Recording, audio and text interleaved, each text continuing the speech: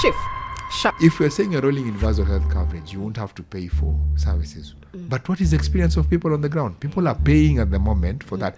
And what's the experience now even moving forward in regards to the benefits package? You've been allocated, 900 shillings per person, per family. Now, you've been limited to one visit per year. And anyone who has children will tell you, children go to school, they come back home sick multiple times in a year. And it's good to just tell people what exactly it is. It is not universal health coverage. If someone was to have an emergency, what would happen? An estimated 1.1 million Kenyans fall into poverty each year. And that's because of healthcare costs. Would SHA, SHIF, UHC change that, or is there more? Or perhaps, what's the difference between a pharmacy with a Blue Cross and a Green Cross? What about cancer and the rising incidence amongst the youth? Is it just lifestyle changes, or is there more? Women's health, men's health, your children's health, the economy. This and more awaits you on season 2 of Kenya's favorite health podcast. My name is Dr. Diana Wangari Gitau, and welcome to season 2 of the One Health Lens podcast.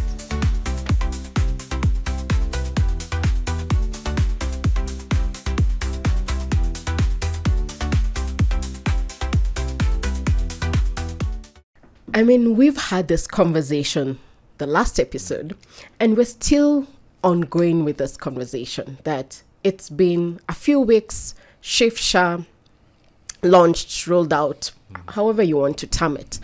And I think the last time we stopped it, it's not the first time in Kenya that we've had a change of system, right? We've had several iterations, right? And Kigondu, you're about to jump in and say... Yeah, Okaka, you had said what happened in the last... So NHIF had changed systems before. Yeah. There was a procurement thing that happened, and they decided they are switching from a previous system to a new, more efficient, more transparent claims system. And because providers were working with the assurance that this was a government initiative, they went all in. What happened is we have facilities that have pending claims from 2016-17 to date. This is 7 years, 8 years. Really? So we have facilities that are still owed money going back. And whenever they try to follow up, it's always... that was on the old system. We can't trace it. So providers are coming from a point they've seen this. They're once beaten, twice shy, right? Yeah. The president was opening something yesterday, a beautiful facility in South Rift. And he mentioned pending bills. And everyone was surprised at how much NHIF owed that facility. Yes. That was not money that was owed over 1 year. You can be sure. That's money that would break any facility. So that's money that's owed over a long period of time. And people continue giving services in the hope that government will pay. And so now you are changing not just the system, potentially the people, and the claim, the whole claims payment process, the benefit package, and you want people to trust that. Fair. And it's a good point, because on one hand, you can see how Kenyans would be arguing that, again, it's providers being difficult. There's the obvious general confusion around we do not understand what's happening, but also people are saying, I'm sick, I'm at your door. Why aren't you offering me services? But from what I'm hearing, contracts hadn't been given, right? There's already a past history whereby there's been a transition and people are yet to be paid 8 years down the line. So people do have a right to, But then back to this sort of conversations around number one, actually, let me ask, if there's an emergency right now, because we know SHIF is the one which they're contributing, right? Under SHA, there is SHIF, there is emergency critical illness chronic, which was tax funded, right? And primary healthcare fund, which was tax funded, which we're assuming that allocation has been transferred already, wherever it is, or it's ring fenced so that when there's time for payment, We're laughing. well, let's not laugh. Because let's assume it's been ring fenced, we're just going to be drained down from that money, right? But then if someone was to have an emergency, Kigondu's parents today, he explained to us that his parents, he had to actually pay cash. They were told that, in fact, you'll not be coming to this facility, you'll be going to a different facility. So if they were to have an emergency today, what would happen? Ideally, you're supposed to get an ambulance, right? The benefit package has provided for an ambulance to be paid for, with rates given whether it's within the city or outside the city, paid per kilometer, and the SHA regulations provide for the authority to contract providers to cover the country. And these providers are to be controlled from a central point. So whichever the provider, we're supposed to give it into a central point. The thought was probably they would revive the 999 emergency number. But the idea is then, if you have an emergency, call them, they dispatch the nearest. Is there a number available you have registered? No one knows. Even if it's 999, no one knows. You see, nobody's discussing it. So there's a point here. There's a point here, and I like the fact that you brought the emergency angle to it. Well, Kigondu's talked of his parents. I know I won't disclose who within my family whom I had to pay cash also because it was an emergency, and it was that time there was just confusion and we had to treat this person. What's the state of ambulance services in the country? Again, I go back to the Kenya Health Facilities Census report.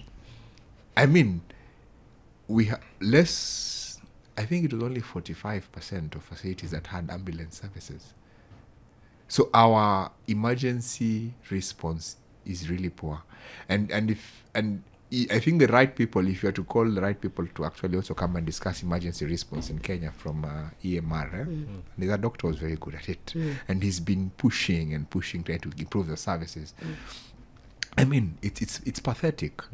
So to even think that on paper it's like you'll call this number, you'll get it. I mean, the idea is brilliant, and I'm not against the idea, but it's good to have a vision, good to have an idea, but then put everything in place. By the time you're rolling it out, it works, it's efficient. Because the Kenyan, who, as you rightfully asked, just wants to be treated. That's it. The rest they don't want to know. They don't want to know about registration. They just, I'm feeling sick, and unfortunately, sickness is not like where I'd say it's education. Education can be deferred for a time. You'll continue the education. This is sickness. So when I'm feeling sick, all I need is treatment so that I'm relieved. But if I go and it's not working, it's inefficient, my experience as a patient tells me this is not good for me. And that's what the government is facing. That all those people out there, mashinani, who've gone to facilities and it has not worked for them. And you ask them today, is this change from NHIF to SHIF SHA working for you? They tell you, no, we don't want it. Why? Because of their experience. And that's where they're failing in terms of the implementation has failed, not because the ideas are so bad. They're not even bad, I think, but carry on. There are certain things that we still need to be changed about the entire idea, but very poorly implemented, giving people very bad memories of their sickness.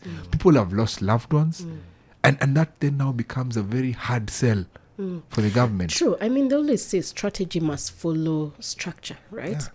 I mean, another question that comes up is, most people who are formal workers, it's clear, deductions are going to come out or they have already been affected. People can see in the pay slip. Yeah, it's crazy. The receipts. The receipts are there. Formally employed, clear. the informal, what's been happening, because there was at one point it was an element of there was 300, there are others who then, if they're clear indigents, I don't know who'll contribute. What has been happening? And that's why I wanted to know how much they put for Okaka, you know. He did not tell us though. Yeah, he did not say, because that issue of proxy means testing. And I'll give you an example without revealing names. One of our colleagues was fine, then got cancer. So all of a sudden, he's on treatment. Actually, he had maybe go to India and things like that. Yeah. So proximine tests. 1 month ago, let's say, you know, he's a self-employed, had put him at he needs to pay 45,000. You get what I mean? Now he's not working in 24 hours. You get what I mean? But that will not change once they have put you in the system. Secondly, you now need to be paid for, because this is now emergency chronic critical. You get? But they haven't activated. So that's just something to think about. And then I look back, so when you speak to the people who matter, they will tell you NHIF is a club, was a club, right? And the idea of moving to SHA is to provide universal coverage. All of us. And move away from the club mentality. No private membership anymore. Yes. So we cover informal sector workers. The other party that we've spoken to says we are switching to a progressive and a fair system of making payments, so that if it's a percentage, it's the same for everyone. And the president has himself mentioned this, that what he pays needs to be fair, and what we pay needs to be fair. So the question I keep asking is this fair to anybody who's in the informal sector, who, as we say, is 80% of Kenyans? What are they doing, in fact? That's the question, because, again, formal deductions are coming out. Informal right now, have they paid? Have people So paid? they don't know what to pay. Once they do, they'll quickly realize that they're expected to pay premiums annually and not monthly. Is that so? Yes. That's what the law says. So it's not the typical, what was it, 500? No. So there's nothing per month for them. It's per year. In the Act, it's annually. So I'm expected, if I'm not formally employed, first to know what this figure is I'm meant to pay. Then I'm meant to pay all of it in one go. The 2nd or 3rd of October. So and to add on to that, then you're told if you don't have the money, Give you a loan. we'll give you a loan to pay. So again, in the Act, the In the Act provides Act. for SHA to contract insurance premium financing providers. are you saying we'll go to microfinance to And now- ask for and now we money to understand pay why SHA? why the cabinet secretary misconstrued that and mentioned a specific fund, because that's what essentially it will be. Hustler fund. We are going to be told, if you can't afford this, we have partnered with X, Y, and Z who will provide premium financing. Now look at what are the interest rates right now on any loan. Wait, stop talking. And this needs to be the truth. And Well, if you, I'm on a payslip, Yeah. right? I have that virtue, I have that privilege. But if I go to a bank now, I get a loan at 22% because the banks say they can get returns from government with a T-bill or a bond at 18%. So 4% is the risk they are assigning to me. And that's as a you from a payslip. point of privilege. Yes. So then someone who is not formally employed, It means they have no payslip to fall back on. So that means then Interest you will have be to price high. the risk higher. And we use the math. Even if you do 25%, which is probably not going to be the case, they will already be paying back. So what informal sectors are going to pay out is 3% of their salary, and that's if it's 25%. So it's not 2.75. What's going to leave their pockets is 3% of their income. I mean, what isn't that just ironic?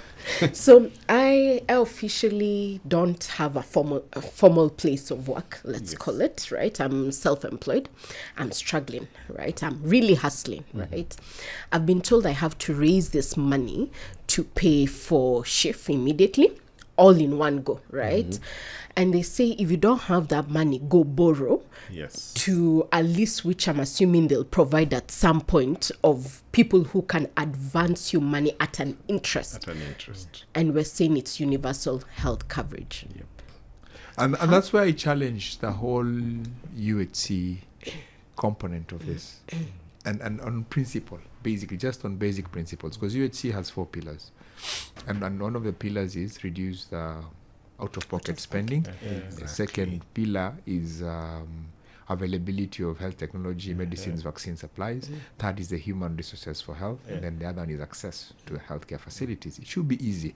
Now, access has already come out from the Kigondu's examples and his parents.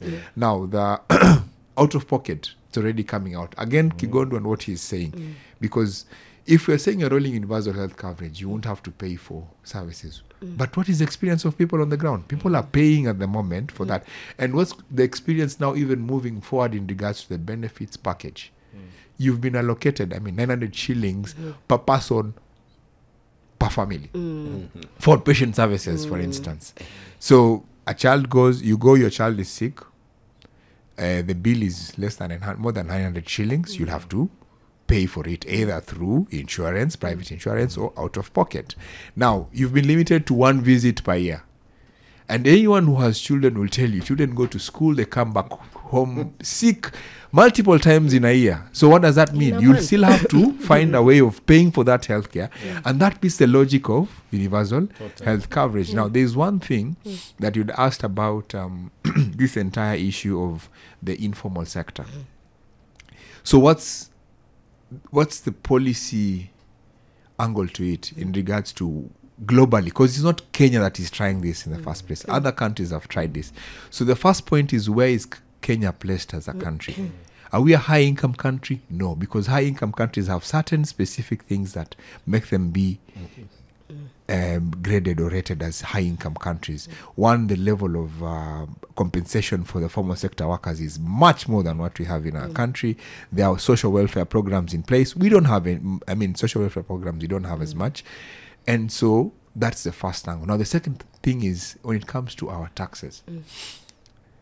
And given that I've already told you we're a low-income country, middle income or low middle income country, where should we get the funding for this? It should be tax funding, fine, no problem. We have no problem with the tax funding. But the contention here comes with, where are we getting this money? Because you've gone for the smallest population size and says, now that is the income tax to those of us who are salaried. So if you look at, there's a paper titled Social Health Insurance, a case against labor taxes by, very renowned global specialists on health financing, from WHO, from Harvard School of Public Health, from London School of Hygiene and Tropical Medicine. So they go through cases in that paper looking at social health insurance funding systems and where the money should come. And the conclusion is that for countries like ours, it should be general taxes and not labor taxes. And labor taxes, because of what I already told you, that if you go for the labor, that is the salaries people are paid, and then you say you will take a percent of their gross income, which is basically introduced an income tax, the ripple effect on the economy, on the livelihoods of people is negative. It is not positive. Then you're also creating inequality, by the way. It's not, you're not creating equality, you're creating inequality, because on one end you're taking so much from those who you say are high earners, who support the entire ecosystem, the informal sectors, they support their family members who are unemployed, because you also have a very high unemployment rate in the country. So these high earners that you say are high earners, in practicality are not high earners. They support so many people within the ecosystem that it becomes unfair And I mean, it's inequity to say that you will take this much from them and then now you. And then to go ahead to make it even further inequitable is that you take so much from them, give them very basic packages, and then tell them, you know, there's some that really annoyed me. Let me finish this. Really annoyed me that if you want to go and deliver, you want to hear music, you'll pay for it. I'm like, God. Healthcare, delivery. I mean, for a mother, it has to be. It has to be in a that is dignified, you know. By someone who hasn't delivered. Clearly. So you see, for me, you have to be practical in the sense that give people dignified healthcare, not just healthcare. Okay, let me just even ask this, right? Is there somewhere? I know there are all these documents that are publicly accessible, right? As you say, benefits package, all that. A lot of people first are not going to take time to read through those documents. So if I needed a service today, right, I am at the mercy of the hospital I walk into to know what I can access, what level, all these details. I'm at the mercy of the facility, right? I saw something in the news the other day around if there's any hospital that's charging patients, I don't know what the exact words were, but it was very threatening, right? Yeah, I attended the. You are, yes. So this is Coast Region. So part of the socialization of SHA. Government has decided to reach out to the administrative arm, and that's the county commissioners, and socialize SHA with them, help them understand, and help them use them to enforce SHA. So the PS was very upfront and said, you know, we have signed a social contract with the people of Kenya. That they should not pay money out of pocket at facilities. And so he implied that facilities that are then asking people to pay cash upfront are going against this contract that the government has signed with Kenyans and should be, he stopped short of saying penalized. But then he has decided or they have decided to use county commissioners. Whether to enforce, we don't know. We are still waiting to see. But in that meeting, even county commissioners were unaware of SHA, and some of them actually raised the same issues. The county commissioners. Yes, because they come from, this was coastal region counties, and some of them said, hey, we come from places where the facility that's around is a level 4. So we don't understand why we have to tell patients to walk all the way to a... And one of them gave a very good suggestion. He said, why can't we then say this level 4 opens a small level 2 facility inside it? Functionally, yes. Functionally, yes. In the same building. In the same facility. You can call it, yes, it has a level 2 facility that then handles these cases, because people already have facilities they work with, and healthcare is very personal at the end of the day. It is. I mean, if the person who I'm going to see who's rendering this service has been threatened, definitely they're not even motivated because bills have accumulated. No, so I'm not worried about that, because some of these facilities are also public facilities. That's why I'm not worried. Okay, fine. So part of you know, when you kama hujatongoza msichana unampiga akupende, you get what I mean. They have refused to love you. One problem we are having with the government is that they are unable to push their case forward, and they blatantly refuse to address issues that are raised by patients and practitioners, and this thing we predicted a long time ago. So if you but because they have monopoly of violence, which this particular government tends to use a lot, and they like using it, they think they can beat you out of it. Part of the problem why people, for instance, are refusing to take, they remember they haven't been paid for that switch over. You don't want to take. But the biggest problem we're having with this government is that the government's role. Why do we have a government? To reduce cost of living, for instance. But what did this government do? They came, liberalized interest rates, and therefore your cost of living doubled. The bank interest rates went up, the CBK, the register. So what does that? That effectively means even that income they are talking about is less by half. You get? Because you had entered a contract in a previous arrangement where you know this is the amount, it's fixed, you can plan your future. We had actually planned for 30 years, we know we'll be remain. But this government comes, deregulates, and they have made you poor. Secondly, they make you the one, instead of financing health, they make you the one to finance health. We have advocated for a tax-funded healthcare system for UHC. We have paid 30%, and now they increased to 32.5%. Pay as you earn.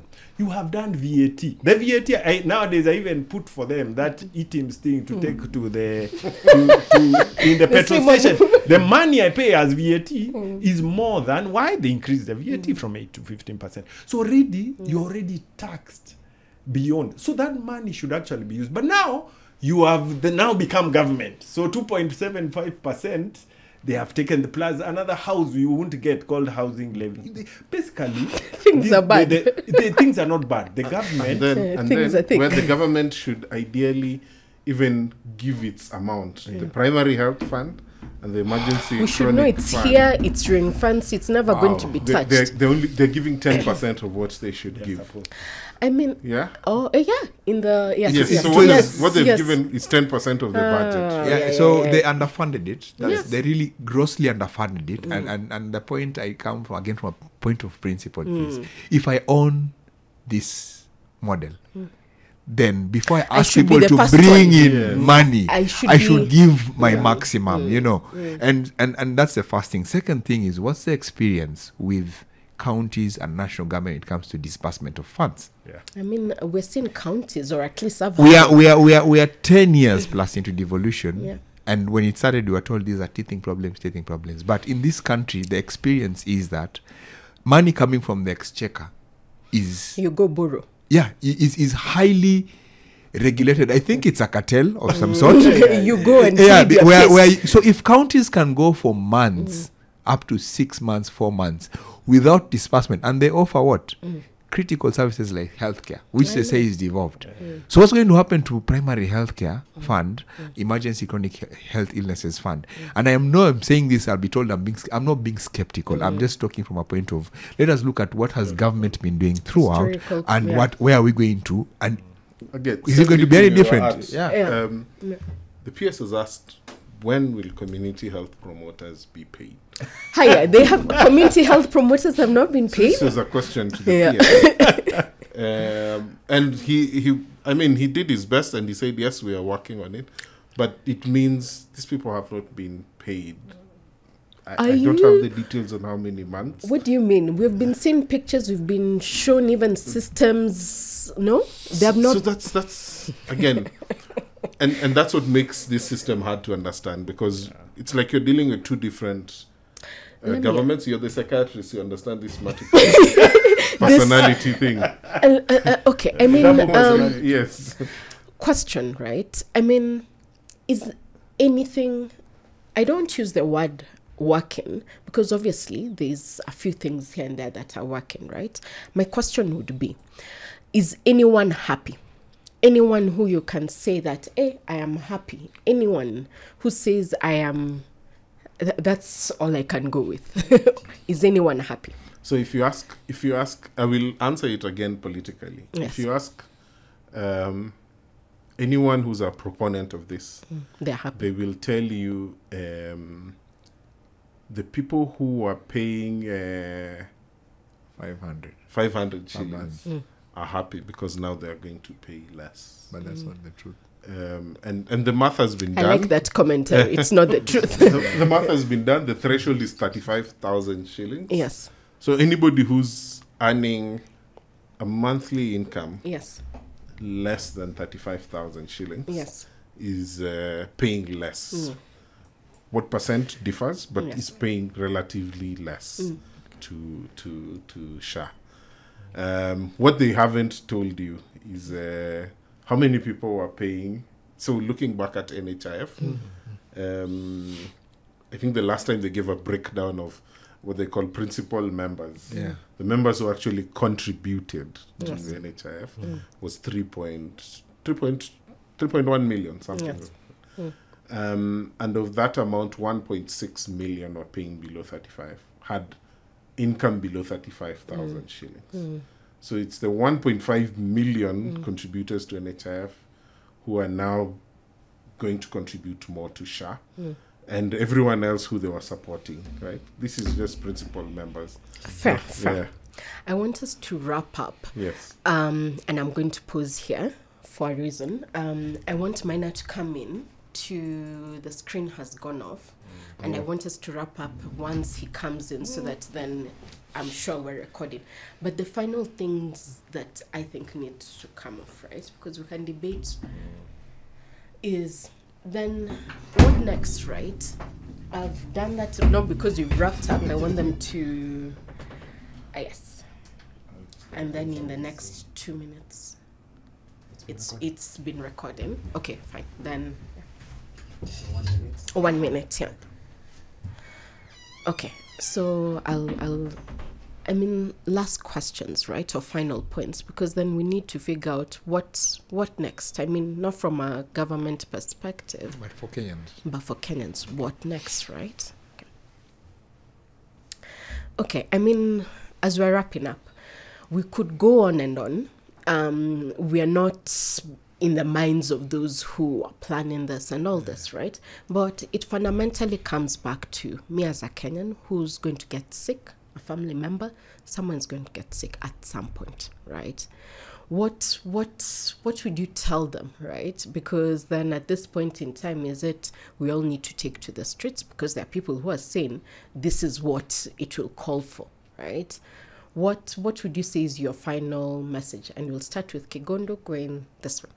Yeah, so finally, after 11 months of them doing all these shenanigans, the Kenya Medical Association board member was finally gazetted. But you see, it's 11 months without our input. So we'll send him to find out, and we'll send our views through him, depending on how the court case goes. That's what Kenya Medical Association says. Okaka, what do you think? I think let's go back to the drawing board. We've had constitutional amendments before. We've amended acts before, so this should not be a strange thing. I would ask the Parliamentary Health Committee to step up. They are the owners of these acts. We're not saying no. We are saying let's do it right. And that needs to be very clear that when somebody is coming up and saying, hey, I don't like this, it doesn't mean they do not want good healthcare. We actually want it more. And so let's go back to the drawing board. Now we know what we don't like. Let's shape a few things here and there. Let's make a few amendments. I mean, we did this with the Finance Act. We had to do things here and there. But yes, now we know we can actually go back. And recent events regarding the people at the top have shown us government can actually be efficient, right? I mean, we have done things in record speed. Mwachonda, final words. Yeah, I think they've said two critical things. For me, I think people need to soul search. And when I say people need to soul search, especially those in privileged positions of making decisions, they need to realize that the decision you make for the public affects people's lives, affects people's livelihoods. And don't make decisions that severely impact livelihoods and lives of people. And the last thing out of this is that when I say soul search, where do we lie? Are we interested? Are we serving public interest or are we serving our own private interests? Because that line, once defined, it sets the ball for everything. If you decide you're serving the public, everything will be done the right way. If you decide you're serving private interests, I mean, and it's clear, I mean, from what has come out in terms of the contracting, in terms of the systems built, if you decide you're serving private interests, then you're hurting Kenyans. And it's good to just tell people what exactly it is. It is not universal health coverage. Thank you. Hey, I tell you, you heard it here. Thank you for joining the One Health Lens podcast. We'll see you next time.